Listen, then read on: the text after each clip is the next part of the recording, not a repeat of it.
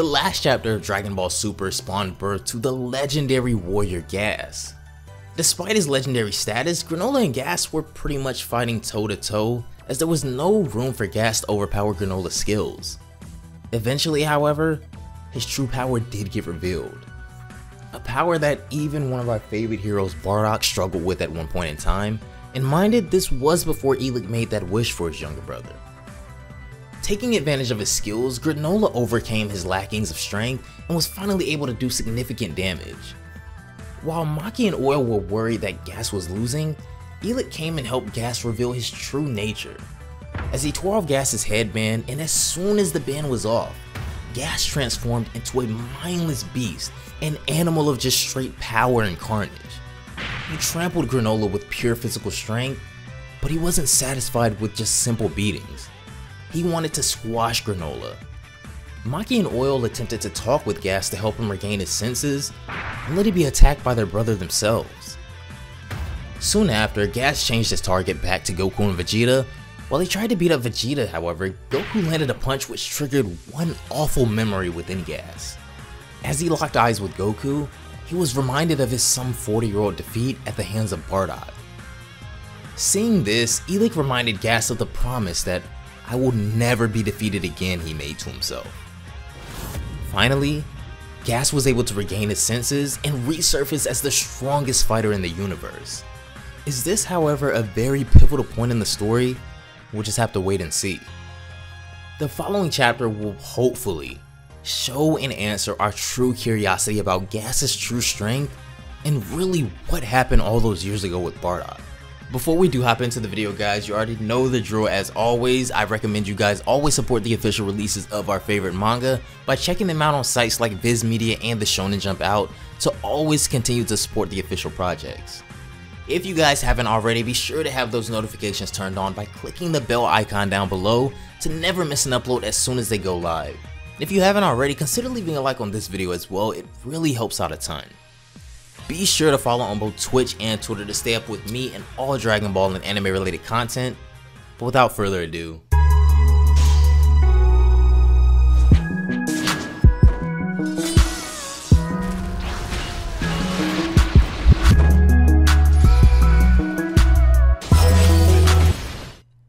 now that Gas is transformed again, Goku and Vegeta know they're in a tight spot.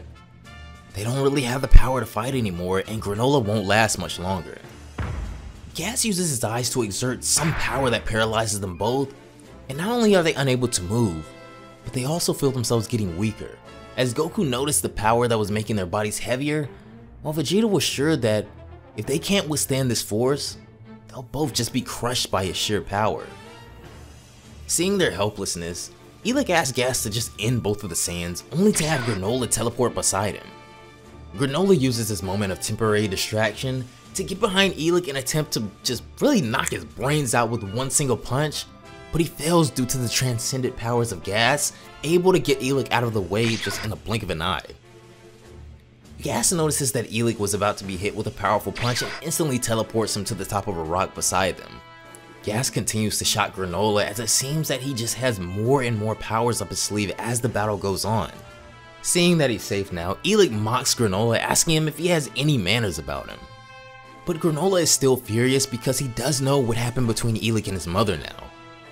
Hearing this, Elec was elated and sarcastically exclaimed, "Let's get one thing straight. I decided to let you live, Granolah." But this fell short on Granolah's ears. He charges up power on both of his index fingers of his hands and says to Elec that not only did he kill his mother, but if it wasn't for the heaters, none of planet Syria would have been carnaged the way it was. Granolah takes the pose to fire off his energy while Elec is still pretty relaxed. He accuses Granolah of having a pretty nasty attitude since Elec himself considers him the one that allowed Granolah to live in the first place. "You realize we could have killed you at any point, right?" he says. "Even right now."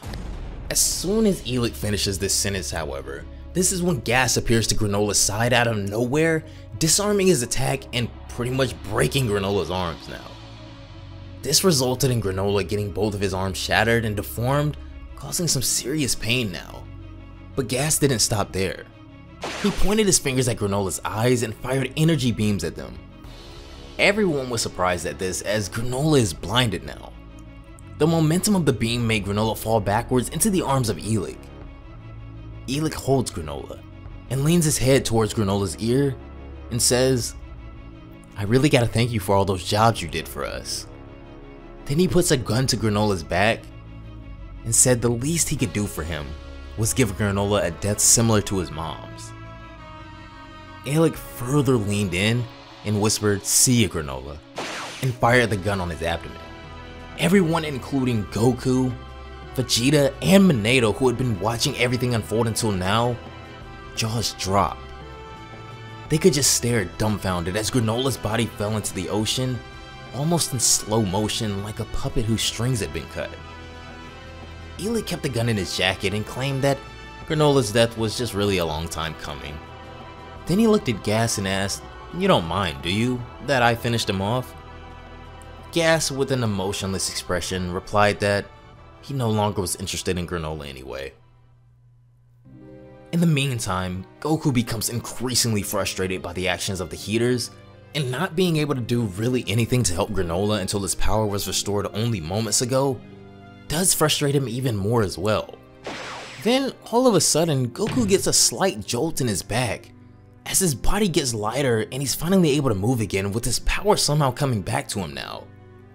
He looks around surprised, but when he sees Vegeta behind him, he's panting heavily now. Goku gets the gist of what happened and asks Vegeta if this was the last of his powers. Vegeta confirms and advises Goku to use this final energy well because this is all that they have left. Goku, who's still pretty conflicted and asks if Vegeta is sure about this or not, wonders if this will even be enough. The prideful Vegeta said that Goku using the last of his powers is better than them both just dying here on planet Cereal. He urges Goku to do something about the scumbag since he's still able to fight. After a few moments of hesitation and contemplation, Goku finally agrees and heads straight back to the battlefield. As Elec and Gas continue their conversation, Gas tells Elec that he felt a little conflicted earlier, but in the end, it was necessary that he became the universe's greatest warrior. He thanks Elec for keeping his promise and making that wish for him, as Elec says that he was willing to do anything for his dear little brother to come out the victor. Elec does, however, remind them that their work doesn't end here. Not only are their plans with Frieza still on the horizon, but they do have to eliminate these Saiyans here and now as well. Gas acknowledges this concern and turns his attention to the Saiyans on the ground, but when he looks at him, he doesn't see the helpless Saiyans, but a fully powered up Goku now. While Gas and Elec were having their conversation, Goku transformed into Super Saiyan Blue with the additional power from Vegeta. And as soon as Gas notices him, Goku charges at Gas at tremendous speeds. Reaching Gas, Goku lands a powerful kick on him, but Gas was able to block it with his hands. Even though Goku's attack was blocked, the force of it does send Gas back to the ground down below. "So I see you all broke free of my spell," he says. "Good for you." Goku, who continues to try to control his anger, has calmed down. This is when we see him using some of the properties of Ultra Instinct along with the Super Saiyan Blue form, similar to how we saw in previous chapters like chapter 73. With both of them pretty much at full power now, Goku just honestly tells Gas that there's no real reason for them to be fighting and warns them to just leave the planet in peace, pretty much how he does everybody. This surprises Gas, to be honest, because he didn't expect Goku's entire demeanor to change, especially after what just happened to Granolah. "Oh, calm and collected are we?" he says. "No rage over the death of your friend?" To this, Goku replies that he was mad, but anger is an emotion that messes with his special move. This makes really no sense to Gas, as he claims that he doesn't understand. Elec tells them that it really doesn't matter though, because since they know about their plan, they can't let these Saiyans live, and even begging for their life won't save them. Gas agrees with his brother and summons a wall of spikes over Goku, as Goku notices it and narrowly escapes by jumping backwards.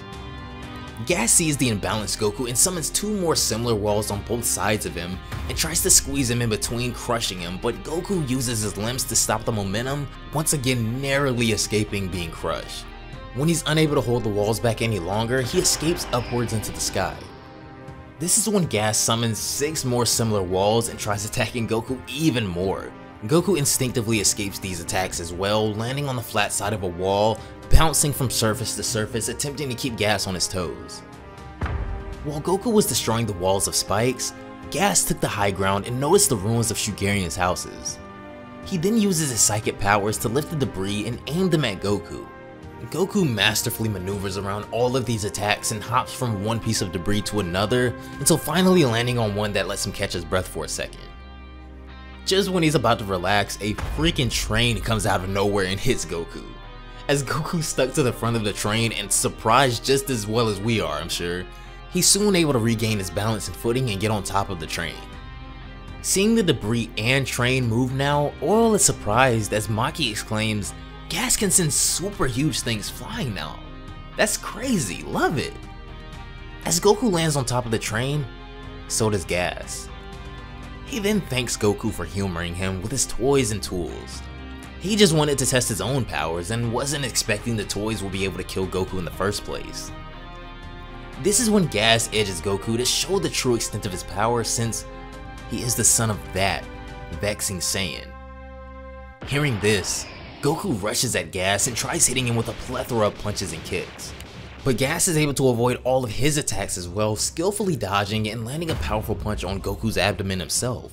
As Goku tries his best to counter and go blow for blow with Gas, it still just feels like Gas is getting stronger and stronger as he's eventually able to catch Goku by the neck. This is when, like a true warrior, Gas expresses his dissatisfaction as he was unable to see even a hint of fire in Goku's eyes, and asks why. This is when Goku takes a hold of Gas's arm that was holding him by the neck and throws Gas behind him with a powerful swing as he follows up with a punch as well. Gas isn't done with his games though, however, as soon as Goku is about to attack him again, another freaking train comes out of nowhere and smacks Goku once more. Seeing this, Vegeta complained as to what the heck Goku was trying to do. Gas approaches Goku again to express his dissatisfaction. When it came to combat, Gas says, "Your father's fierce resolve was like no other. I don't sense that from you at all." Goku releases himself from the train and goes to Gas only to be asked by Gas if he's truly Bardock's son. Goku doesn't deny it, but he says that he hit his head at a young age and lost his memories of his father and all the other Saiyans too. Gas tells Goku that he would never be able to understand his true strength, and he would never fall to such a Saiyan either. He flickers his fingers down and the train that Goku was standing on takes a massive nosedive straight into the ocean. Gas then follows Goku into the ocean while removing the water in his own surroundings with his psychic powers, but nearby, Goku is still drowning. Gas sees Goku suffering from not being able to breathe underwater and mocks him, saying how weak and frail his species is. The truly sadistic thing here, however, is that Gas really wanted Goku to suffocate to death underwater, as it'll be a truly pathetic death for a truly pathetic warrior in his eyes. But this is when Goku reaches out and attempts to emerge from the water finally. This is when Goku fires an energy blast with his extended hand, only to be countered by Gas with the same energy blast. This causes a huge explosion and splash as Maki and Oil are drenched nearby. The splash luckily forces Goku out of the ocean as he takes a large breather now, catching his breath while thinking of some way, just any way they can beat Gas at this point. Only to see now that Gas has completely turned his attention off of the Saiyan. Gas, extremely annoyed after this next realization, says that he now knows how people keep recovering after enough time has passed. Goku follows Gas's line of sight and finds that he's looking at Minato healing Granolah on the shore. Minato exclaims that he would not let another soul die at his watch, and this cheers Goku up as he knows that Granolah actually isn't dead yet. Vegeta and the other Heater siblings as well are surprised that Granolah is still kicking somehow after all of that punishment he took. But Gas is furious now. Seeing Minato's healing abilities and knowing that this is how these warriors keep coming back one after another, he says that he should be the first one to die. Goku is shocked as Gas rushes at the spot where Granolah was being healed, but before Gas reaches him, Goku grabs hold of Gas and uses instant transmission to get them both away from there. Seeing both Goku and Gas vanish within a blink, Minato and Elik are shocked and wonder just where these two went. In a peaceful marketplace of an unknown planet, the super elite Jocko is drinking from a jar in the middle of town, as he then asks the shorekeeper if there was a problem in the area that a super elite like him could help with. The shopkeeper, fairly uninterested, says that the light bulb of his shop needs to be changed, and as he has back pain, he can't do it himself. This angers Jocko, seeing himself as a super elite warrior, but tells the guy that he'll do it as a special favor just this once.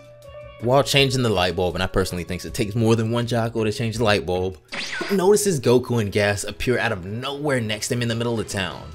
This surprises Jocko as the duo rolls around on the ground of the empty marketplace. As they land, Jocko notices Goku and he asks if it's really him. But when Goku looks back at Jocko with a smile, he exclaims that he was really very fortunate that Jocko was on a nearby planet so he could track his energy. Gas, both surprised and annoyed at this point, demands Goku tell him where they are, but Goku just replies, "Heck if I know." Goku tells Gas that he knows his instant transmission isn't anything like his own because this is a skill that took him years to hone and it was no easy feat, even being a Saiyan. Gas smirks and asks if Goku still believes that his skills are superior to Gas's own. Goku, confident in his own skills, especially something like instant transmission, pretty much just tells him yeah because he's been working on honing his own skills for far too long now. Gas then charges at Goku with a punch, which he easily dodges with instant transmission, proving his point to Gas again. This stunt really starts to piss Gas off, and he tries to launch another kick, which was also blocked by Goku after he repositions himself with instant transmission once more. The shockwave from this clash sends the bystanders flying, but Goku then provokes Gas saying, "Can you really follow me wherever I go?" and vanishes from right in front of Gas's eyes. Gas calms down, collects himself and smirks, warning Goku that he best not underestimate his powers. And Gas vanishes using instant teleportation as well, following Goku's key signature. The marketplace they just battled in is in total disarray now, as Jocko explains that why does Goku keep finding these nasty bad guys all over the place, and promises to pretend that he just saw nothing. Chapter 81 ends on a pretty funny and exciting note, as I think the stage is starting to get set for much more than just a final battle between Gas and Granolah.